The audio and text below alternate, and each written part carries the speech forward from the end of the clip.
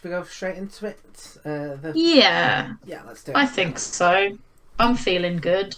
Okie doke. So the next one is Ivysaur, and do you have any personal memories of Ivysaur? I mean, I guess yes. So here's the thing. So the main series games, not particularly. Like Ivysaur was there. Ivysaur was that stepping stone between my cute little Bulbasaur and my beastly Venusaur.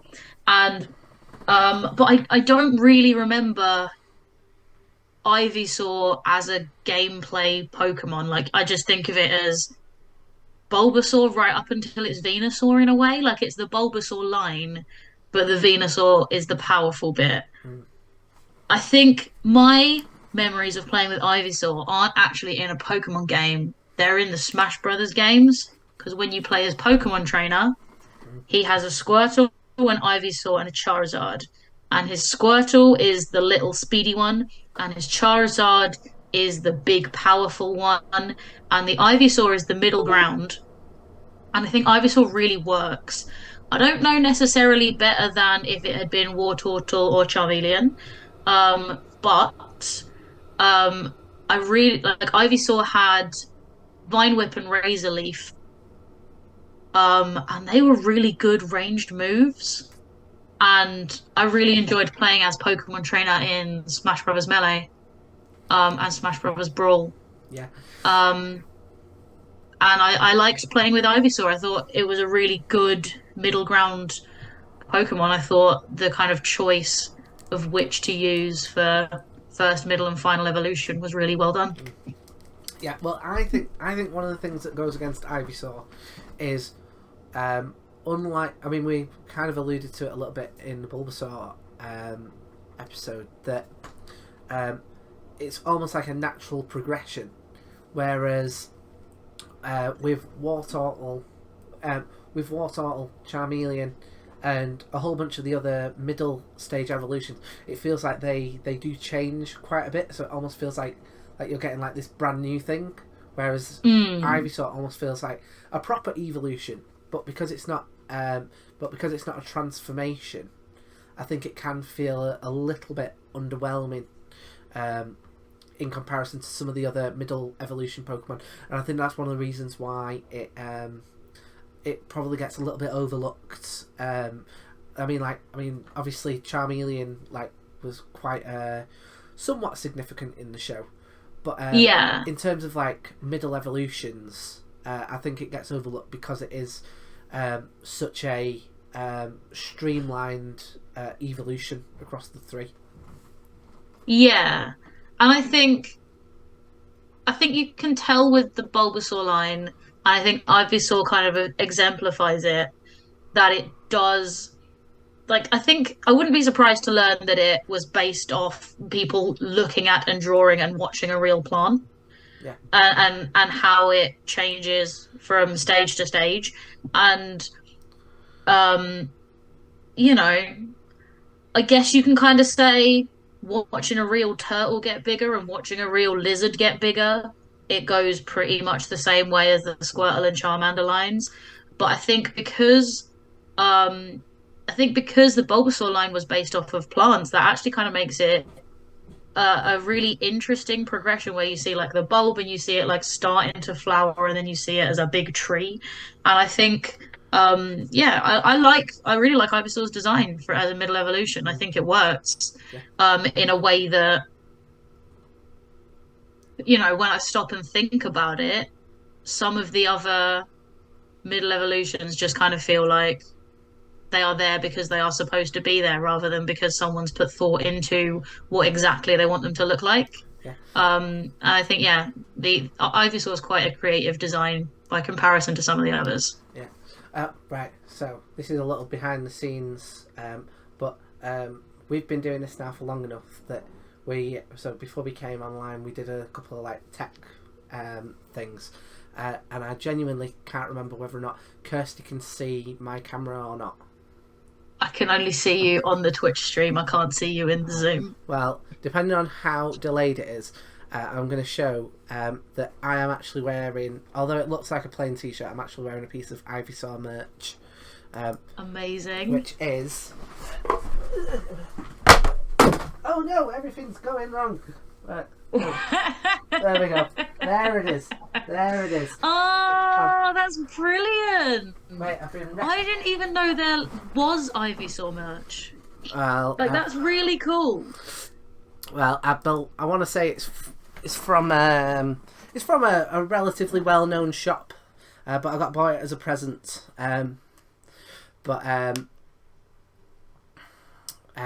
But yes, I wanted to say I've been repping Ivysaur this whole time. Nice. So the next thing is we have got the Pokédex entries for Ivysaur. So let's go into their Pokédex entries.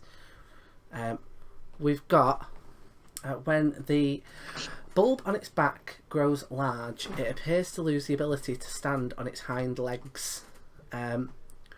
What are we thinking about that? I mean, I never really thought of Bulbasaur or Ivysaur as a Pokemon that stood on its hind legs. I know that it can. I know that it's possible.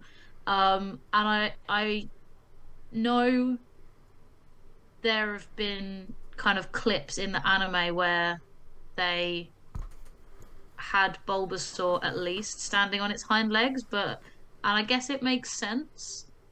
But I don't know why that would be such a prominent facet of its character to make it into its Pokédex entry.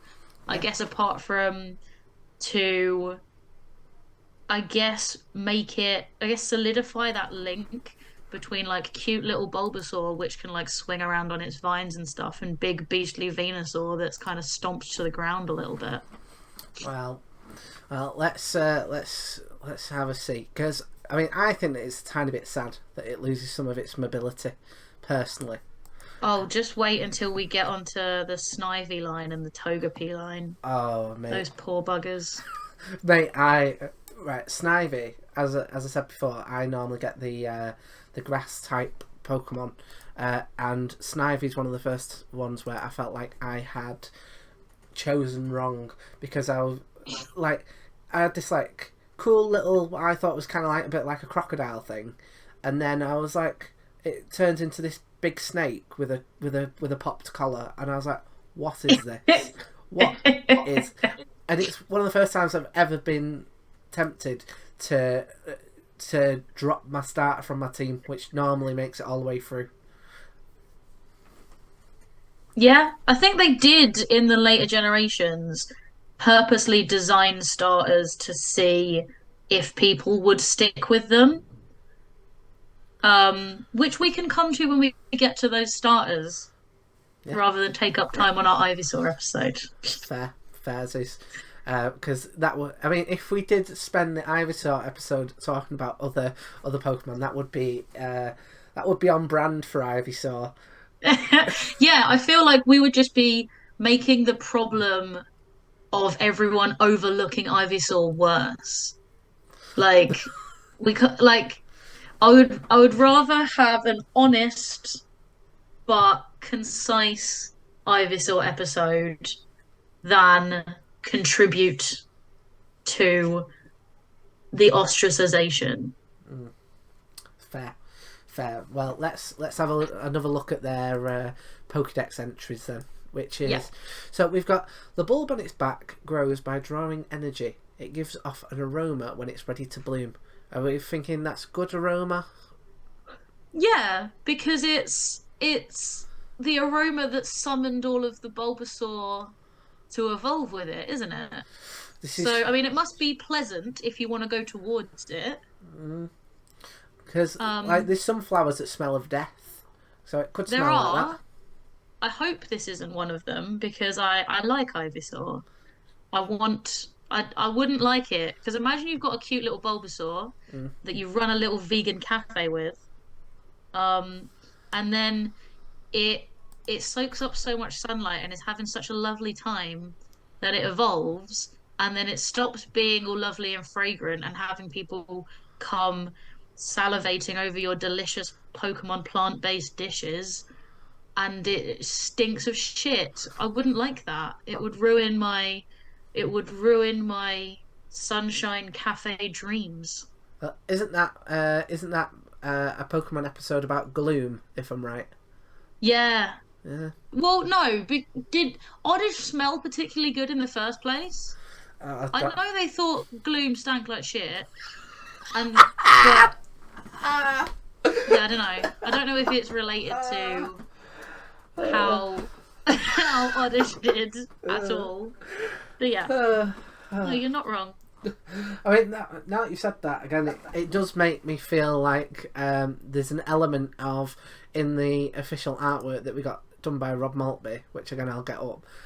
There's the element of my Pokemon and me stinking of plant-based BI. It's not. It's not. Well, I mean, you're the one that picked the Pokemon that had a specific episode about it, where it smelled. Also, it doesn't look like smell. It looks like the Pokeball explosion Yeah, why do you think it's exploding? Because of the smell? because they're bursting out to battle. I think Bursting out to. I've gone. This Pokeball stinks, and I've just thrown it away, and you've just happened to battle me. I thought you were going for a battle when actually you were just getting rid of a smelly Pokeball, and now we're doing a podcast because things just got out of hand. Yeah, that happens in the game, doesn't it? You're just walking along, and then boom, boom, like a little exclamation mark above the head, and it's like, well, I didn't want to battle, but they'll be like, hey, you were looking at me weird, and it's like I was looking in a completely different direction, youngster Bill, or Yeah, whatever their name is. the early games have a funny definition of consent, don't they? Indeed, they do. Maybe that's it. Like Pokemon Red, Pokemon Blue. If you say Pokemon Blue, that's code for you're not happy to do this battle. Pokemon Red. That's like a thing in the kink community, isn't it? Like if you say Red means stop, yeah. Yeah, It's like a traffic light thing. But But so Pokemon Red. blue doesn't really fit into a traffic light thing, but yeah. Yeah, Pokemon Red, Pokemon Red. And it's like, all right, then.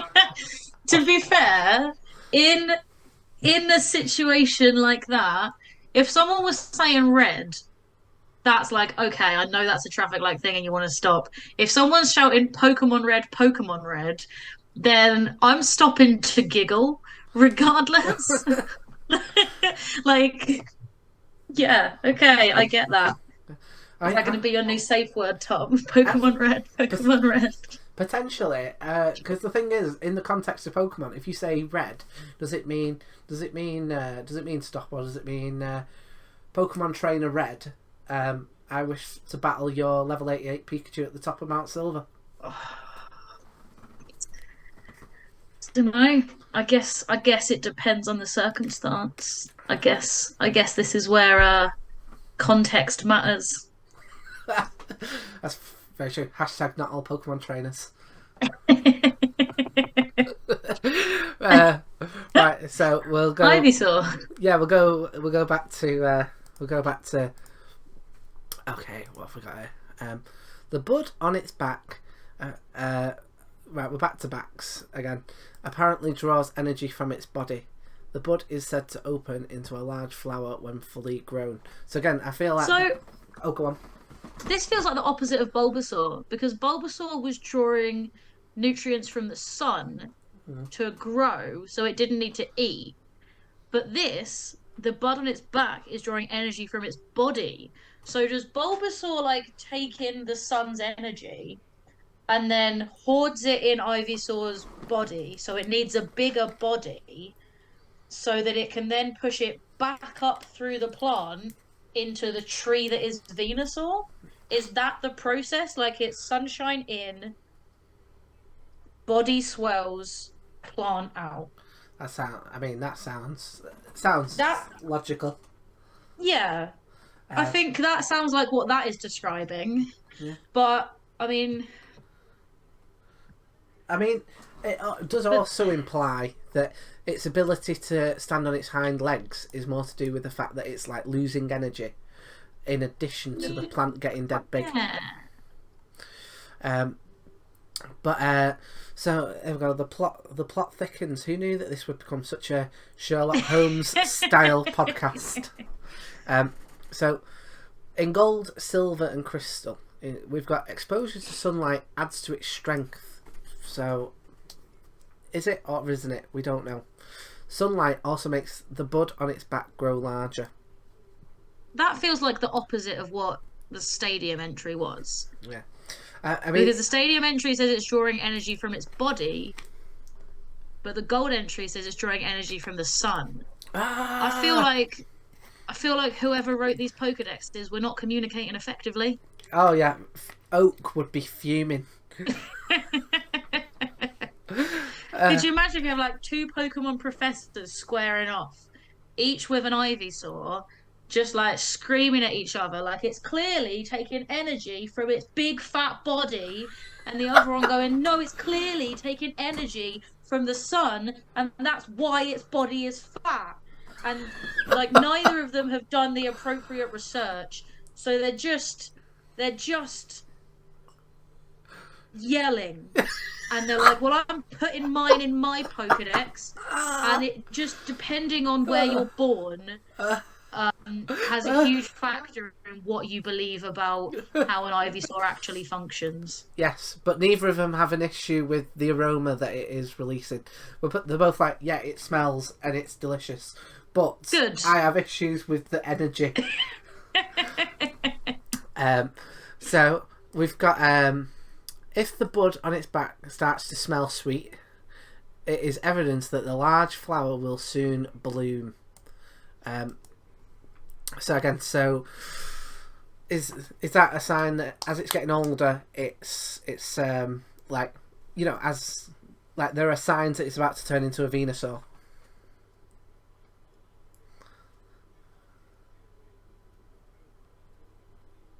Yeah, and I think that I also like that it supports my fantasy cafe where it doesn't smell like shit. Let's. I mean, we'll have a see if any of these Pokédex entries say anything about if you are going to open up a cafe. Do not get an Ivysaur as it smells like shit, or have an Ivysaur on hand. It's almost like having a Glade air freshener. Oh no, because like, so you know how like Pokemon have jobs in the Pokemon universe? Like there's that one where you're moving house and like the Machamps are all carrying your heavy boxes out of the van and into your house. Like, what if some rich assholes hire Ivysaur to be like the air freshener in their guest toilet for parties? Yeah, you know, like a nightclub, and it's like, do you want? Yeah. Do you want? He's like, do you want Ivysaur to spray with petals? He's like doing sweet scent to cover up the toilet smell, and offering you a lollipop with its vine. Yeah, he's like $5 Pokédollars, please. Don't forget to tip your toilet Ivysaur attendant. I would tip Ivysaur so much. Oh, me as well. I'd be a sucker for anything like that. Like if any toilet attendant had like a cat on their lap, I'd be like, well, I'm obviously giving them £100 now. Yeah, that's very reasonable. Yeah, for like a polo, and some Paco Rabanne. Right, so we're nearly through Generation 2. Exposure to sunlight adds to its strength. Sunlight also makes the bud on its back grow larger. So it feels like by Stadium 2... So that's the same as gold. Yeah. So by Stadium 2, the gold one, the gold professor had been proven right, or the Stadium professor had been murdered. We don't know. Who is the Stadium professor? I don't know. I mean, by this logic, like Stadium is canon, the fact that it's here. So, because like when we were going through it before, it didn't have like Pokemon Mystery Dungeon or anything like that. So let's have a see what we've got in Ruby and Sapphire. There is a bud on this Pokemon's back. To support its weight, Ivysaur's legs and trunk grow thick and strong, making them gains. If it starts spending more time lying... if it starts spending more time in the gym or lying in sunlight, it is a sign the bud will bloom into a large flower soon. Yeah. If I'm right, that feels like the longest Pokedex entry that we've had so far. Yeah, that's like 2 full lines. So, I mean, that's pretty... This is starting to sound like they've... Like, I'm pretty sure this happened anyway, but I think around about Generation 3, they were like, right, we need to like streamline this and be able to kind of lock a lot of it down. So let's see if that's what happens. To support its bulb, Ivysaur's legs grow sturdy, not skipping leg day. If it spent, there's presumably like pictures of Ivysaur taking like selfies at the gym, like going. Please, someone draw some fan art of buff Ivysaur, please. Getting his gains in, ready to become a Venusaur and have the strength to carry that massive tree on its back. Oh, I would love that. And we'll put it in the Ivysaur art competition, and you'll probably win. Yeah. Oh, you definitely will. Mine will. If there's 3 entries, mine will definitely come in third. But I've accepted that now. If it spends more time lying in the sunlight, the bud will bloom into a large flower, which again I think is referencing it's about to evolve. There is a plant bulb on its back. When it absorbs nutrients, the bulb is said to blossom into a large flower. So that's for Fire Red, which is back to Oak, and that almost feels like he's got like a bit of a dig back in when he's like, no, the bulb absorbs nutrients. Shut up, Elm, you dick.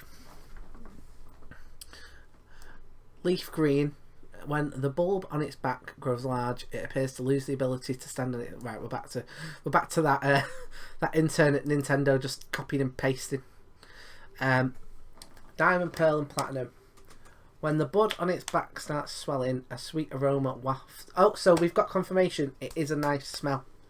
That's good to know. Yeah, it said pleasant. It's been described as sweet. So. Yeah, I mean that just makes me happy. Well, this is good. Yeah, so you can now go back ahead with your idea of a shop. Exposure to sunlight adds to its strength. Sunlight also makes the bud on its back grow larger. If the bud on its back starts to smell sweet, evidence that the large flower will start to bloom. Right, Black and White and Black and White 2 have got the exact same entry, lazy, which is. When the bud on its back starts swelling, a sweet aroma wafts to indicate the flower's coming bloom. That sounded... I don't know about you, but I was almost imagining Ivysaur genitals there. It feels a bit like Ivysaur pheromones. Like it's like Ivysaur is when it says wafts. That feels like a conscious decision. That feels like it's not just the flower is giving off a scent, but then Ivysaur's using the leaves around the flower to just like blap it towards the Ivysaur it's got a crush on. Oh yeah, it's definitely being used like down at like 42s. Like have you seen that Ivysaur over on the dance floor? Go on, Ivy. Waft your pheromones. Maybe buy him a Jaeger bomb. Just like, it feels like, getting all ready to go out, and Ivysaur's hanging out with a mate that isn't a grass type, and it's got it. They're all going out because they're the teenaged Pokemon, the middle evolutions.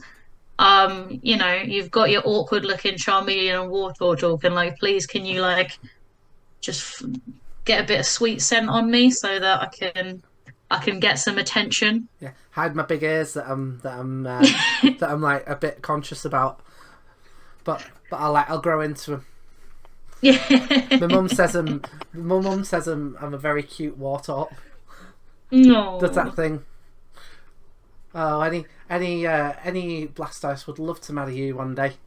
Yeah, you're marriage material. And that warthog was going, well, I don't want to be marriage material. I want to be one night stand material. Um, Imagine if you had an Ivysaur and the smell it let off smelled like lynx. And you're like, oh, my Ivysaur's a grotty little fuckboy teenager.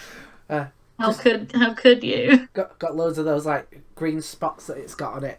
It's just like, don't worry, we'll get you some Clearasil. Those will. It's just you're a bit oily, aren't you? Just Right, so we're near the end of the Pokédex, I think. We've got when the plant bulb on its back. There is a plant bulb on its back when it absorbs nutrients. The blue, right, same thing, boring. There is a bud on this Pokemon's back. So, again, God, this is like I understand because they have like so many of them, but like surely it's not that hard to come up with like a new sentence. yeah. Yeah. The bud on its back grows by drawing energy. It gives off an aroma when it is ready to bloom. Sword and Shield, same. And Generation 9, no Pokédex entries for Ivysaur. So I already feel like Ivysaur's being a bit hard done by Pokemon. What do you think? We went into this episode knowing that Ivysaur had been very overlooked, as many middle evolutions are. And if anything, as much as I feel like Ivysaur has definitely been done a little bit dirty, I think its inclusion in Smash Bros. Kind of means it's not been done quite as dirty as other middle evolutions. Um, so I think I think I think all of the middle evolutions have a bit of a rough ride. They're no one's favorite, mostly. People either like the cute ones or the powerful ones, and this weird middle ground where it's not quite either is not something that particularly stands out. However, um, yeah, I think Smash Bros just kind of like gave Ivysaur a little bit of a boost. Yeah, and they must And know as well otherwise, because this Pokédex thing that I got up.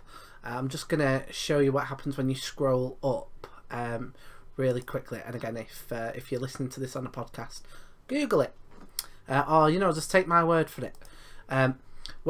So we had all the Pokédex entries that we were going through there, but when you scroll up, it's got a picture from Smash Bros. So that must be like a sign that that is something that leads to its significance.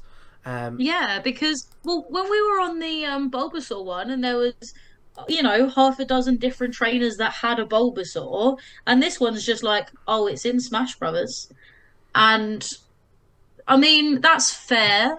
It isn't used as much. Like Ash's one doesn't evolve, and you don't really see the evolution journey of a lot of other trainers' Pokemon unless it's integral to the story of that episode. Mm. Um, but yeah.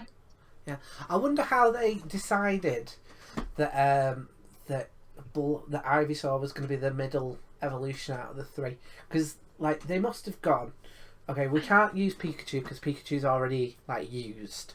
So Yeah, Pikachu was already a playable character. Yeah, which is like one of my main ones.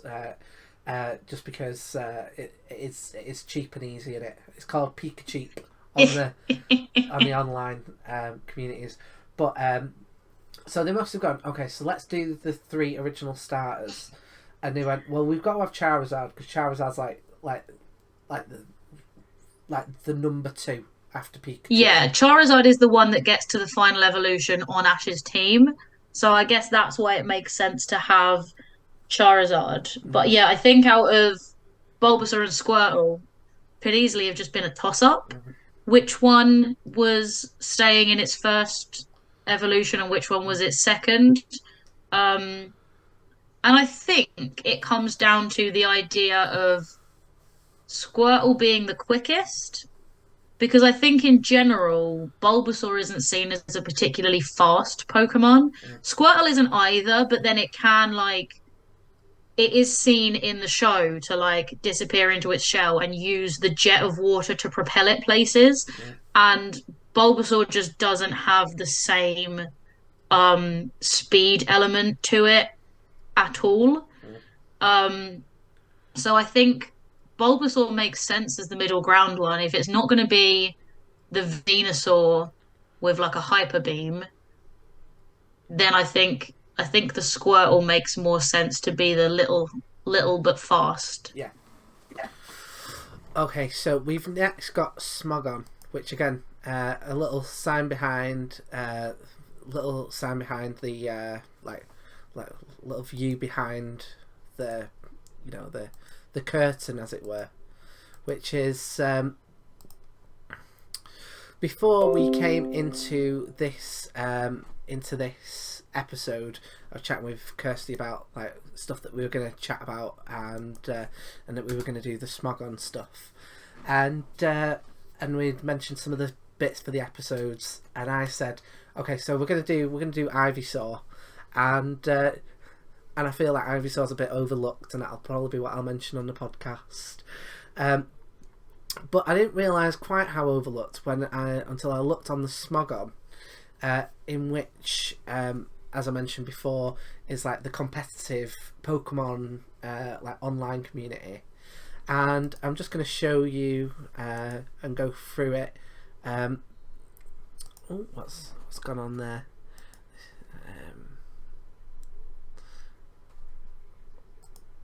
It's not.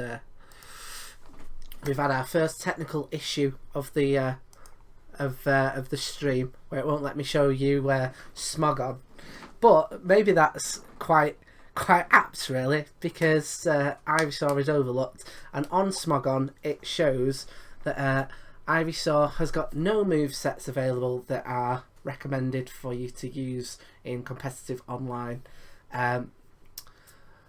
which is kind of on brand, isn't it? Yeah, and I think like it relates to what we were saying about Bulbasaur, where like Bulbasaur is used in like Little Cup for small baby first evolution Pokemon or like non-evolved Pokemon.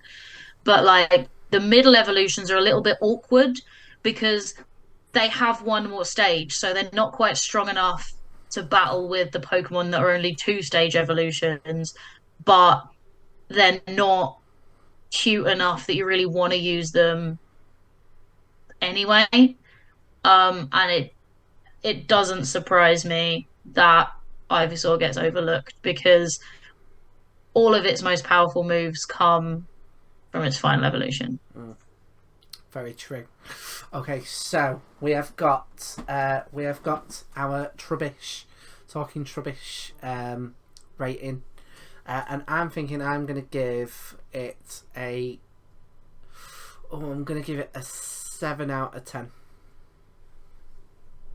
Cool. I feel like I've can we do halves? Okay, there we go. Right, we're in the second episode, and it's been established that we can do halves. So anyone Cool. who is going to call us on that, we signposted this early on. But yeah, I'm going to go with 7. The reason why I'm going to go with 7 is because I went with 8 for Bulbasaur, and I feel like the thing that makes Bulbasaur an 8 for me is that they've got that kind of they are very iconic. Much more so than Ivysaur, which Ivysaur doesn't have.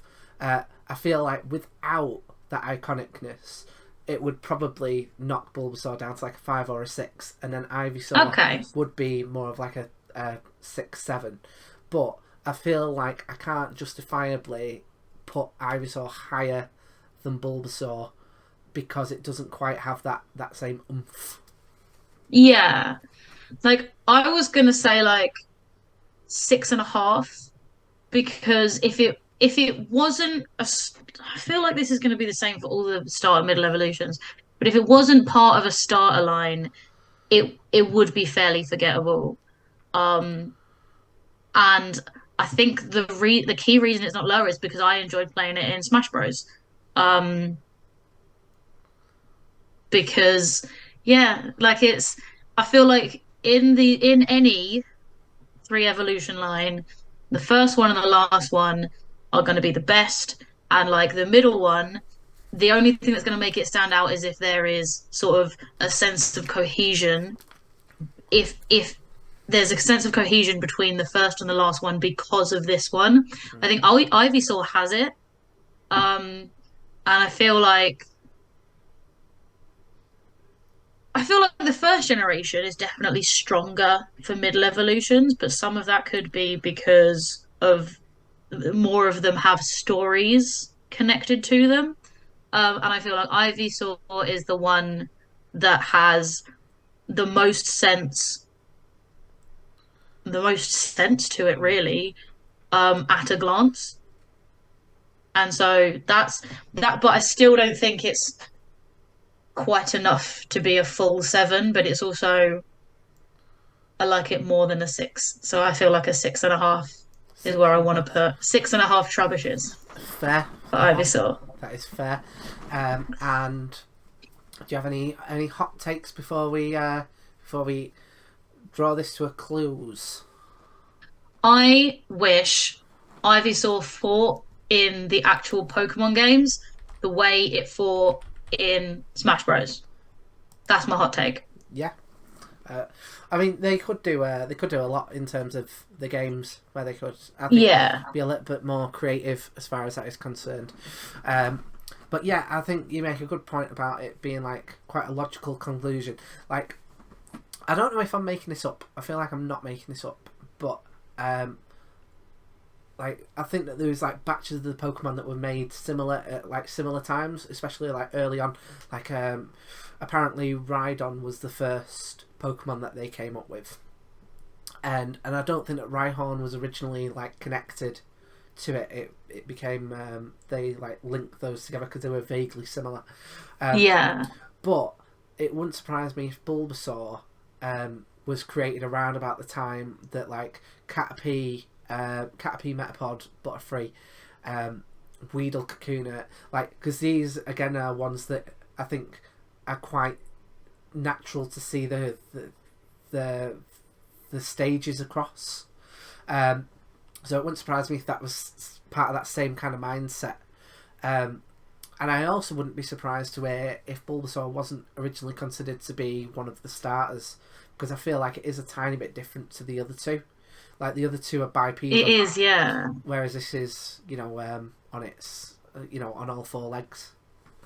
I think I do like to like theorize about how the design happened because have you seen the theory that Venonat was supposed to evolve into Butterfree because Mm. they have the same eyes, Yes. and Caterpie was supposed to evolve into Venonat, no, Venomoth. Venomoth, Yeah. and then they got switched. I Yeah. think that's a cool theory, and Yeah. I think there's weight to it Yeah. in a way. I think I've heard similar about Dragonite as well, because Dratini and Dragonair, you can see again the logical, but then they change so much. And at least with Gyarados, they've got the like there's the actual reason for it in that apparently it's connected to a piece of Chinese folklore about salmon jumping over like Heaven's Gate. But the others can feel a little bit. Almost thrown together a little bit in ways that I think that they ironed out a little bit later on down the line. But this one feels like they must have occasionally gone, oh, we don't have enough 3 stages, or we don't have enough 2 stages. Let's just lump these together and maybe change their colour palette up a little bit. Yeah, I feel like there are lots of interesting directions they could have taken things that they did. Um, and I think, yeah, I think Ivysaur, going back to Ivysaur, I think the thing about Ivysaur is it does feel like it's supposed to be where it is, Yeah, which I think is definitely a point in its favor. yeah.